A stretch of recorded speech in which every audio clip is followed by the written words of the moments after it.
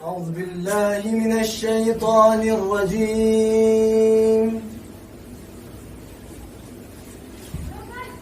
بسم الله الرحمن الرحيم.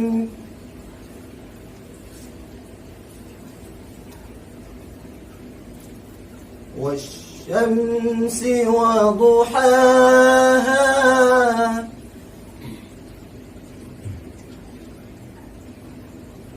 والقمر إذا تلاها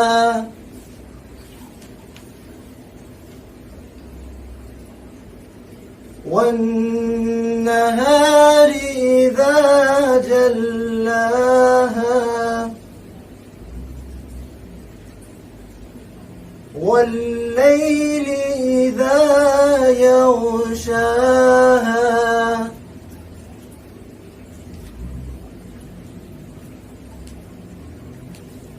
والسماء وما بناها والأرض وما طحاها ونفس وما سواها فألهمها فجورها وتقواها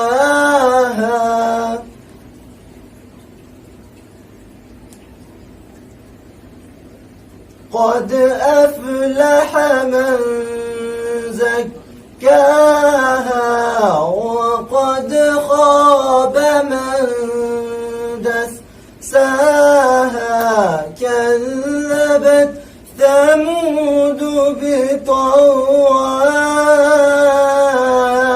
إذ انبعث أشقاها فقال لهم رسول الله ناقة الله وسقياها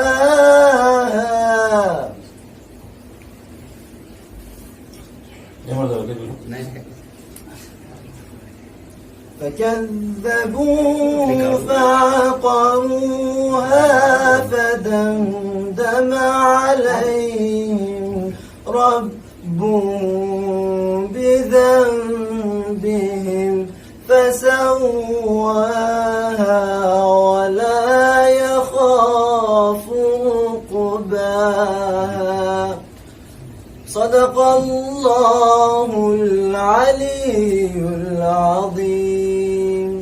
اللهم صل على محمد وآل محمد وعجل فرجهم.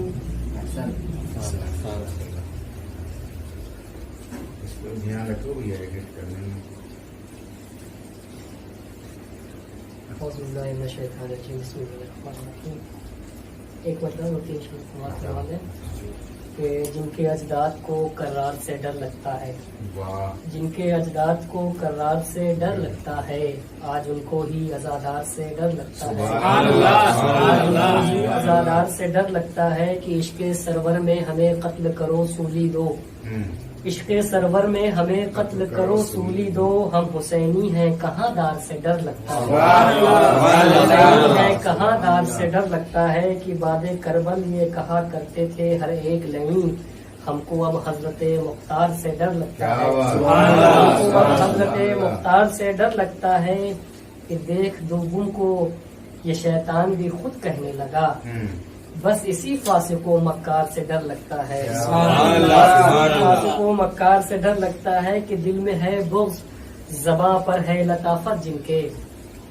ایک صلوات پڑھے محمد والے محمد پر. اللہم صلی علی محمد وآلِ محمد. باد کربل یہ کہا کرتے تھے ہر ایک نہیں ہم کو اب حضرت مختار سے ڈر لگتا ہے کہ دل میں ہے بغض زباں پر ہے لطافت جن کے، ایسے ہی لوگوں کے کردار سے ڈر لگتا ہے، ایسے ہی لوگوں کے کردار سے ڈر لگتا ہے کہ اتنی دولت دے خدا جتنا اہل ہوں اس کا، اتنی دولت دے خدا جتنا اہل ہوں اس کا، آج کل مال کے انبار سے ڈر لگتا ہے، آج کل مال کے انبار سے ڈر لگتا ہے کہ دنیا والوں کی رضایت میں جو اشعار لکھے، واہ دنیا والوں کی رضایت میں جو اشعار لکھے، ایسے ہی شاعر و اشعار سے ڈر لگتا ہے، ایسے ہی شاعر و اشعار سے ڈر لگتا ہے کہ ہو گئے اپنوں میں ہی فرقے بہت سے شارف، ہو گئے اپنوں میں ہی فرقے بہت سے شارف، کہہ نہیں سکتے کہ اغیار سے ڈر لگتا ہے۔ ماشاء اللہ، جزاک اللہ۔ احسنت احسنت۔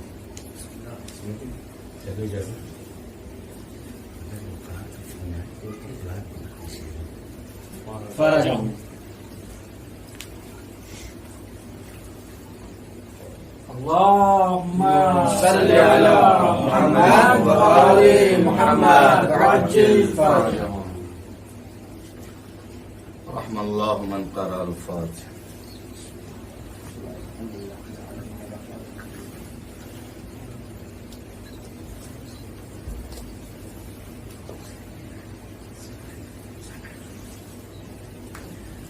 حسبنا الله نعم الوكيل، نعم المولى ونعم النصير. بسم الله الرحمن الرحيم. الحمد لله الذي لا يبلغ مدحته القائلون ولا يحصي نعماءه العادون، ولا يؤدي حقه المجتهدون، الذي ليس لصفته حد محدود ولا نعت موجود ولا أجل ممدود. فطر الخلائق بقدرته ونشر الرياح برحمته، ووتدا بالصخور ميدان أرضه. ثم الصلاة والسلام على الدافع جيشات الأباطيل والدامغ صولات الأضاليل، النور الساطع والضياء اللامع، المنهاج البادي والكتاب الهادي، المشهود بكعبة وهجرته بطيبة، مولانا ومولى الثقلين جد الحسن والحسين بالقاسم محمد.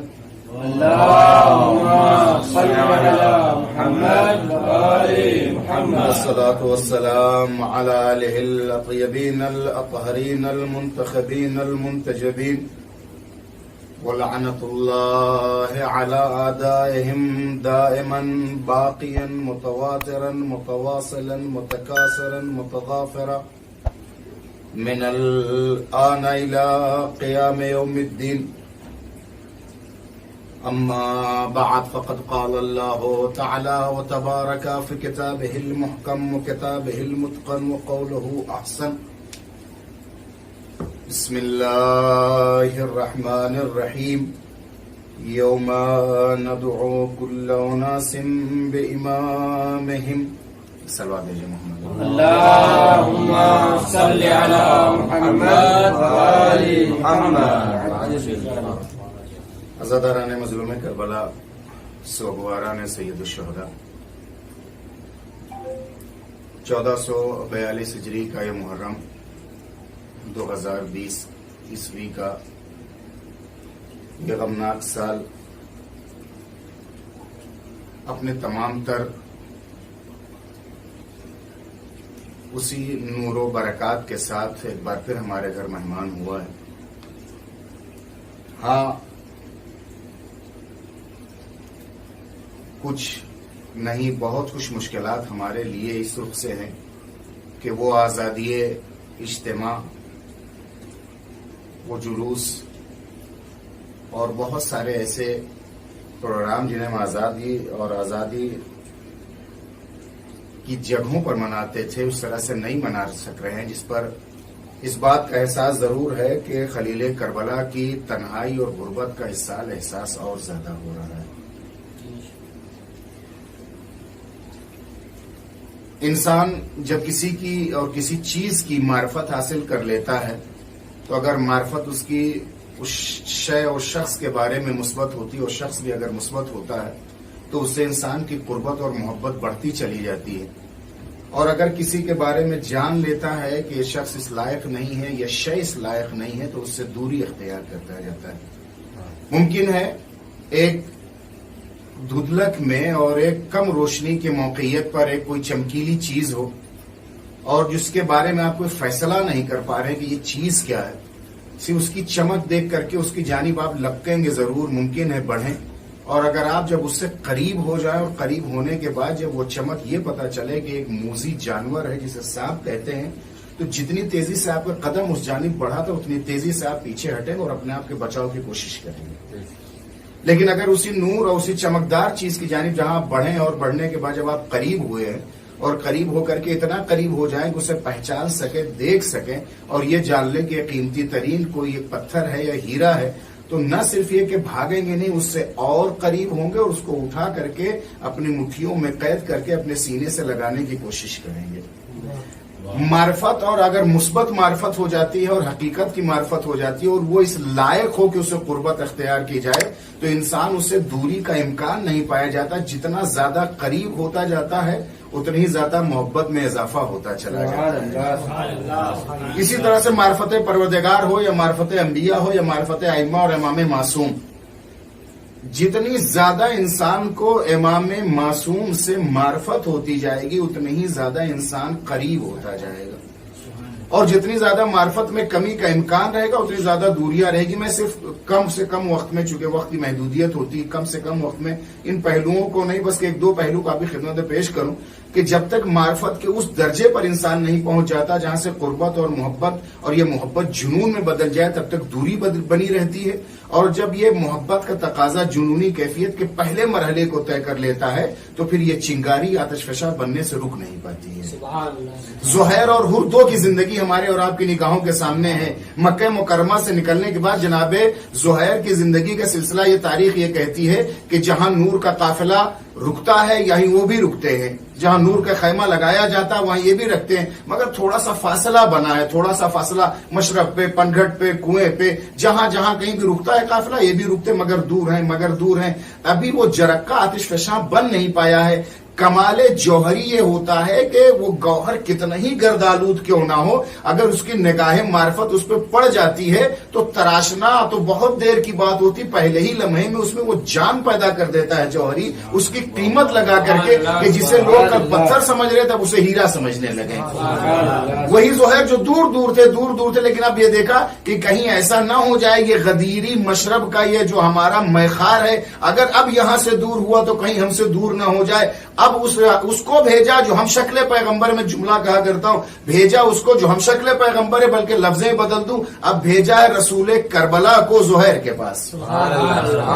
رسول کربلا کو بھیجا زہیر کے پاس اور کچھ نہیں کہا، صرف اتنا کہا کہ چچا آپ کو بابا نے بلایا ہے. زہیر آتے ہیں بارگاہ امامت میں، اللہ رے کمال نگاہ جوہری عصمت و طہارت. ایک نظر دیکھنے کے بعد نہ کوئی تقریر کی، نہ کوئی تفصیل بتایا، نہ کچھ. تاریخ نے لکھا ہے کہ اس دستاویز شہادت کو نکالا ہے اور زہیر کے سامنے پیش کر کے کہا زہیر اس میں بھی تمہارا نام ہے، اس میں بھی تمہارا نام ہے. نہ جواب اور نہ کچھ، اور واپس آتے اپنی اہلیہ اور شریک حیات کے پاس. آنے کے بعد کہتے میں تو حسینی بن چلا ہوں اور اب میں جا رہا ہوں حسین کے پاس. تمہیں مال چاہیے، دولت چاہیے، جو کچھ چاہے تمہیں دینے کے لیے تیار. اگر زندگی سے منسلک رہو اور اگر زندگی سے آزاد ہونا چاہتی ہو تو آزاد ہو کے رہ سکتی ہو. بتانا یہ چاہا کہ جس کو انسان کی معرفت ہو جاتی ہے وہ اس دنیا ہی نہیں، شریک حیات نہیں، حیات کو طلاق دینے کے لیے تیار ہے. کمال معرفت زہیر کی جو ساتھ ہے، لیکن اس جرقے کو آتش فشاں بنا دیا رسول کربلا کے پیغام کے ذریعے سے. جیسے بارگاہ امامت میں آئے محضر شہادت کو دکھایا ہے. زہیر جیسے اس منزل پہ پہنچے ہیں، اس منزل کو جیسے پہچان لیا، بارگاہ امامت میں آگئے. امامت کی معرفت حیات سے آزادی دلا دیتی ہے. جب تک زہیر تھے یہ سوچ رہے تھے کہ ٹھیک ہے ایسے ہیں ایسے ایسے، تاریخ نہیں لکھا. یہ اتنا جری دلیر غازی سامنت سورما بہادر نڈر تھا سپاہی کہ جب امام وقت نماز ادا کر رہا تھا تو سینہ سپر بن کر کے کھڑے ہوئے تھے تاکہ امام نماز ادا کر لیں. سجدوں میں جان پیدا کی جائے، راتوں رات جگہ جائے، عبادت کی جائے اور بات ہے، لیکن سینہ سپر ہو جائے تاکہ امام نماز ادا کر لے. یہ محمد سینہ سپر ہو جائے تاکہ امام نماز ادا کر لے. یہ معرفت امام کے بعد پیدا ہوتا ہے. اور انصاف سے بتائیں تاریخ بڑھ کر کے سہارا دیتی کہ جناب زہیر اور سعید جو کھڑے تھے امام کی حفاظت کے لیے تاکہ امام نماز ادا کر لیں. جو تیر آتے تھے جو جسم پر آ کے خود ٹکرا جاتے تھے وہ ٹکرا جاتے تھے. جو تیر اگر جسم کے حدود سے باہر جانے لگتے تو زہر انہیں ہاتھوں سے پکڑ لیتے. سرکار رسول عظیم سے میں نے خود براہ راست سنا فرماتے کہ بہت سارے تیر کو زہیر نے اپنے دانتوں سے پکڑا ہے. جب معرفت انسان کو ہو جاتی ہے اور امامت کی معرفت کی معراج کو انسان پہنچ جاتا ہے تو تیر کیا ہے موت کے حنجرے کو اپنے دانتوں سے پکڑ سکتا ہے. سبحان اللہ سبحان اللہ. یہ ایک معرفت ہے کہ انسان کا. اور قرآن نے اسی جانب اشارہ کیا ہے کہ سنو دیکھو. اور ایک بات زبان وحید پوری بشریت کے نام پیغام میں پہنچایا کہ سنو ہم ہر ایک کو اس کے امام کے ساتھ بلائیں گے. معرفت ایک جب درجے پر اگر پہلا جرقہ بھی جنم لے لے اور توفیق الہی شامل حال ہو جائے تو پھر وہ غیر کے قبیلے میں اور غیر کے لشکر میں نہیں رہتا ہے. اتنی مقناطیسیت ہوتی ہے امامت میں اور امام میں کہ اگر وہ اپنا اور کھرا اپنا ہو لاکھ وہ فرعونی لشکر میں ہو لاکھ وہ یزیدی لشکر میں ہو لیکن امامت و عصمت کی مقناطیسیت اسے کھینچے لیے چلی آتی ہے اپنی جانب. ان کی زندگی آپ کی نگاہوں کے سامنے 1000 کے لشکر کا اور 1000 کی ٹکڑی کا سردار ہے. وہ شخص آتا ہے اور کوفے میں نہ جانے کا سبب بنتا ہے لیکن آنے سے پہلے تاریخ نے لکھا کہ حور آئے ہیں بارگاہ امامت میں پہنچے ہیں ساتھ میں نماز ادا کی ہے امام کے مکالمہ ہوا ہے اور ساری چیزیں. لیکن جیسے ہی امام سفر کے لیے تیار ہوئے ہیں جانے کے لیے کوفے کے لیے لے جاؤ فرض تک ہاتھ پہنچایا. میں اس دوسرے رخ سے پیش کرنا چاہتا ہوں اور کہا کہ آقا آپ فرزند رسول آپ کوفے نہیں جا سکتے اس لیے کہ گورنر اور حاکم کا حکم ہے. تاریخ آپ کی نگاہوں کے سامنے مولا نے فرمایا کہ حور تیرے غم میں تیری ماں بیٹھے. جب دو لوگ چاہے میدان مکالمہ ہو یا میدان شجاعت ہو یا میدان مشاجرہ ہو یا اسلحوں کا میدان ہو جب مد مقابل ہوتے ہیں لوگ تو جیسا حملہ ہوتا ہے ویسا دفاع کیا جاتا ہے. جیسا حملہ ہوتا ہے ویسا دفاع کیا جاتا ہے. اگر اس میں سکت ہے توانائی یہ طاقت ہے تو جیسا حملہ وہ اس کا دفاع کیا جائے گا. یا اس حملے سے بچا جاتا ہے یا اس کو سینہ سے پر ہو کر کے اس کو روکا جاتا ہے اس کے بدلے دوبارہ پلٹ کے وار کیا جاتا ہے. امام معصوم کی جانب سے جملہ کہا جا رہا ہے حور کے لیے کہ حور تیرے غم میں تیری ماں بیٹھے. لیکن یہ جملہ سنتے ہی فوراً تاریخ نے یہ لکھا ہے کہ حر نے نگاہوں کو نیچی کر کے آواز کو دھیمی کر کے کہا کہ فرزند رسول اگر آپ کی ماں فاطمہ نہ ہوتی تو میں بھی اس جملے کو دوہرا سکتا تھا. اور یہ کہتے حر کی گرفت ڈھیلی پڑ گئی ہے. یہ کہتے حر کی گرفت ڈھیلی پڑ گئی ہے. یہ ہاتھ لجام فرس حسینی تک نہیں پہنچے. حر نے اپنے مقدر کو ختم کر کے سمجھیے دروازے جہنم پہ دستک دے دی تھی لیکن بچا لیا ایک لمحے کے لیے احترام فاطمہ نے. ایک لمحے کے لیے احترام فاطمہ نے بچا لیا ہے. اب آپ سوچیں یہ جو آیا ہے جس نے کہا ہے کہ ہم بھی یہی کہہ سکتے تھے اگر آپ کی ماں فاطمہ نہ ہوتی یہ کل تک تھا جملہ یہ دہرایا ہے. لیکن جب اس مرحلے میں آ گیا ہے کہ بارگاہ امامت میں آ گیا ہے اور شہادت کے درجے پر فائز ہونے لگا ہے تو پیشانی پر رومال زہرا کو باندھ دیا. کریم کبھی کسی کا احسان اپنی گردن پہ نہیں رکھتے. کریم کبھی کسی کا احسان اپنی گردن پہ نہیں رکھتے. اس نے احترام فاطمہ کیا ہے. اب اس کا صلہ اور بدلہ یہ ہے کہ پیشانی پہ رومال فاطمہ باندھ دیا جائے. جو سردار ہے جو نوجوانان جنت کا سردار ہے جو مالک کون و مکان ہے وہ کچھ بھی دے سکتا تھا لیکن دیا ہی کیوں رومال فاطمہ. بات اتنی سی ہے امتحان جیسا ہوتا ہے سند ویسی دی جاتی ہے. جیسا امتحان ہوتا ہے ڈگری ویسے دی جاتی ہے. اگر اس فکر میں احترام زہرا کیا ہے تو اسی پیشانی پہ رومال فاطمہ باندھا جائے.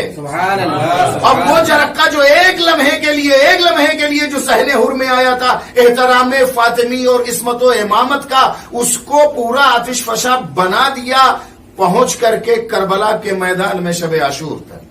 تو انسان کو جب معرفت ہو جاتی ہے امام کی امامت کی امام اور امامت کے نمائندوں کی تو وہ پھر نہ امام کی شان میں گستاخی کرتا ہے نہ نمائندہ امام کی شان میں گستاخی کرتا ہے. وہ لوگ جو خلافت و امامت میں فرق نہیں کر پاتے وہ امام کو ایک عہدے دار اور منصب دار دنیاوی سمجھتے ہیں اور جو اس کو صاحب عصمت و نمائندے الہی سمجھتے ہیں وہ سمجھتے ہیں کہ دولت سے الگ حکومت سے الگ سری رائے سلطنت سے الگ وہ جو چند دن کے لیے ملے چھن جائے یا چھین لی جائے اسے خلافت کہتے اور عہدہ کہتے. جو چند دنوں کے لیے نہیں ازل سے لے کر کے ابد تک ملے اسے امامت و عصمت کہتے ہیں. ہمیشہ خلافت کے لیے، عہدے اور منصب کے لیے، یا سورس ہو، پارٹی ہو، اپروچ ہو، پش اپ ہو، بیک اپ ہو، یا خاندان میں پیدا ہوا ہو. اگر کسی آپ کو عہدے اور منصب تک پہنچنا ہے کسی پارٹی میں جا کر کے، تو یا تو آپ پاس اس طرح کی ڈگری ہو، اتنی زیادہ بیکنگ آپ کی ہو کہ آپ کو وہاں تک پہنچا دے، اور اگر وہ بیکنگ نہیں تو آپ وہاں تک نہیں پہنچ سکتے. یا کسی بڑے خاندان میں جیسے راجا مہاراجا کا ہوتا تھا کہ بڑا بیٹا ہی راجا بنے گا اور بادشاہ بنے گا، تو اس خاندان کے لیے یا دنیاوی بیکنگ ہو یا خون اور خاندان کے حساب سے خاندان میں پیدا ہو، لیکن عصمت کے لیے نہ دنیاوی بیکنگ کی ضرورت ہے نہ کسی بڑے خاندان میں پیدا ہونے کی ضرورت ہے. وہ ظرف اور نفس کی پاکیزگی، اس کے لیے یہ دنیاوی عہدے کے لیے دنیاوی مدد کی ضرورت ہوتی ہے، الہی عہدے کے لیے الہی تائید کی ضرورت ہوتی ہے. اور عصمت و امامت اس بات کی حامل ہے، کسی کی تائید کی ضرورت نہیں تھی. یہاں پر یہ جو 2020 کا جو محرم گزر رہا ہے، اس پورے محرم کا اگر خلاصہ، اس پوری تحریک و انقلاب حسینی کا اگر خلاصہ کیا جائے، بڑے پاکیزہ رائج لفظ ہمارے ادبیات تشیع کے لیے ہے کہ ایک پاکیزہ ذات نے ایک اسار نجاست کی بیعت نہیں کی تھی. بس اب اس کی جتنی تفسیر کی جائے، بلکہ یہ کہا جائے کہ اصل طہارت و وارث تطہیر نے اسار نجاست کے کرتوتوں کی تائید نہیں کی تھی. بیعت کا مطلب ہوتا سمرتھن کرنا، بیعت کا مطلب ہوتا تائید کرنا. لوگ یہ کہتے ہیں، بڑا اچھا جملہ، مجھے نام نہیں معلوم کس نے کہا تاکہ میں اپنی جانب نہ کہوں، لوگ یہ کہیں کہ کسی جملہ خود کسی نے پڑھ دیا. لوگ یہ کہتے ہیں کہ جب سب لوگوں نے بیعت کر لی تھی، جب سارے لوگوں نے، اہل مدینہ نے اور عرب کے یا اس وقت کی جو اسلامی حکومت جسے کہا جائے اکثریت نے بالواسطہ یا بلا واسطہ بیعت کر لی تھی، تو حسین نے بیعت کیوں نہیں کی؟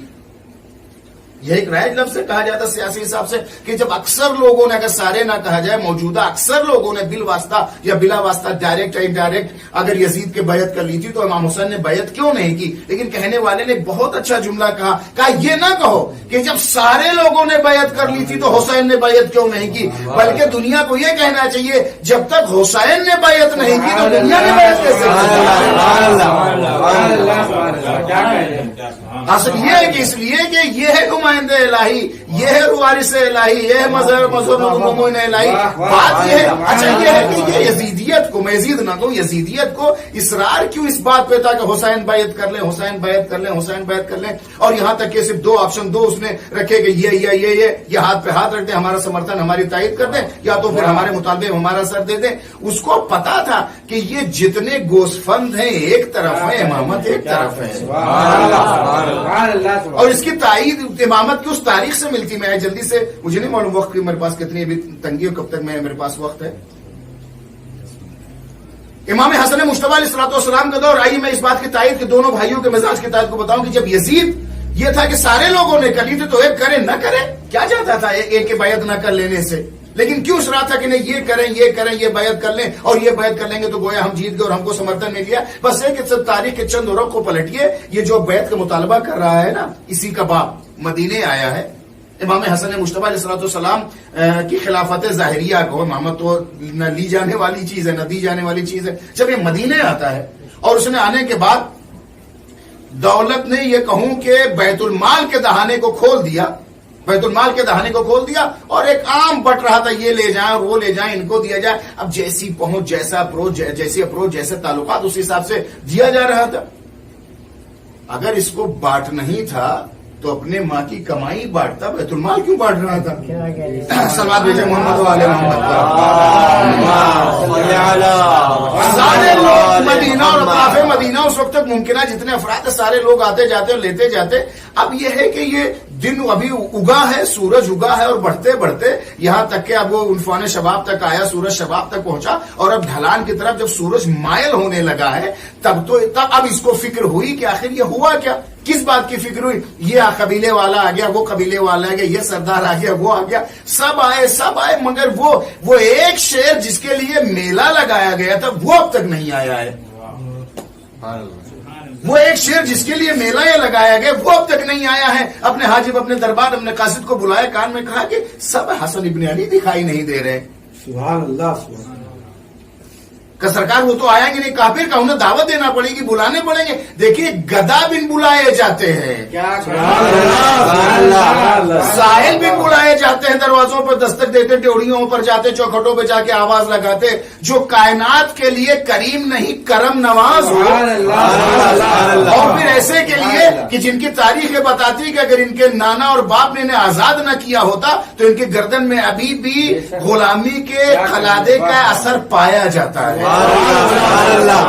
اگر ان کو ہٹا کے دیکھیں ابھی بھی نشان ان کی گردنوں پہ اس خلادے کا پایا جاتا ہے. بلایا گیا، کہا کہ سرکار آپ کو حاکم شام نے بلایا. کہا کیوں؟ کہا کو نہیں پتا. کہا کس بات کے لیے؟ کہا پورا مدینہ امڑ آئے، افراد اطراف مدینہ کے لوگ امڑ آئے ہیں اور وہ دہانہ کھلا ہے، سفید اور پیلے جس کو درہم و دینار بانٹا جا رہا ہے. آپ کو بلایا، اگر آپ شرف بخش دیتے. امام آمادہ ہوئے اور تیار ہوئے، میں دونوں باتوں کو ملانا چاہتا ہوں، بیعت کیوں کیا اور اسی سے کیوں مطالبہ تھا کہ یہی کر لیتے. تو امام کو بلایا کہ جیسے ہی امام جاتے ہیں قد آدم کھڑا ہو جاتا ہے وہ شخص. ترازو کا قانون یہ ہے، ترازو کا قانون یہ ہے کہ اگر اس کے دو پلڑے ہوں اور ایک میں اگر کسی سنگین چیز کو رکھا جائے تو اس کے چیز جو چیز ہلکی ہے اسے اٹھ ہی جانا ہے.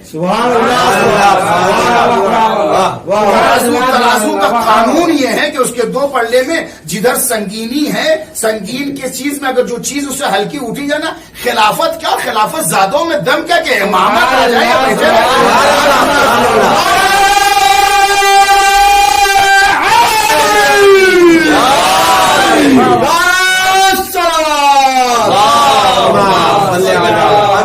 غلام زادوں میں اتنی طاقت ہے کہ آقا آ جائے غلام زادہ بیٹھا رہ جائے. جیسے قد آدم کھڑے ہو جاتا ہے اور بلا کر کے بغل میں بیٹھایا. اس کے بعد کہا کہ نہیں اب سارا سب یہ کہوں ایک ہندی لفظ میں سارا کاریکرم روک دیا جائے، ساری منصوبے بندی سب روک دی جائے. اس کے بعد اہلاً و سہلاً. اس کے بعد کہا کہ اب وہ جو مقسم تھا، بلکہ اس بیت المال کا جو قانونی لٹیرا تھا جسے مقسم اس سے کہا کہ سود سے لے کے اب تک جتنا مال دیا گیا ہے اس کے 2 برابر حسن ابن علی کو دو. یہ غلام زادہ جانتا تھا یہ جتنی صدقہ خور امت ایک طرف ہے اس کے 2 برابر امامت ہے. جہاں امت ایک اس کے 2 برابر امامت ہے. اس کے بعد کہا کہ اتنا مال صدقہ، اتنا مال ہدیے کے طور پہ آپ کو دیا جاتا ہے. اب آپ بتائیے کہ وہ ڈیوڑیاں، وہ چوکھٹ، وہ گھر، وہ گھرانے جہاں سے ہمیشہ بٹتا رہا ہو، سبحان اللہ، انہیں لینے کی عادت نہیں ہوتی ہے. اور کہا کہ ٹھیک ہے قبول کرتے ہوئے جیسے آپ چلنے لگے، واقعہ آپ کی نگاہوں کے سامنے میں اپنے ناظرین کے لیے کہنا گا علماء کرام ہیں، جیسے چلنے لگے حاکم شام کے بلکہ کو ادھیرے ملک کے باغی گورنر کے خادم نے امامت کی جوتیوں کو سیدھا کر دیا. اور جیسے جوتیوں کو تہ کر کے سیدھا کیا، امام نے مخاطب ہو کے کہا کہ جتنا مال ملا تھا یہ سب تیرا ہے. غلام زادے کے حلق میں تھو کٹ گیا کہ آخر یہ ہوا کیا، جتنا مال ہم نے اس کو دیا تھا سبے دے دیا. امامت مسکرا کے یہی بتانا چاہتی تھی جتنا تم فرزند رسول کے لیے سوچ سکتے ہو اتنا جوتیاں تہ کرنے والوں کو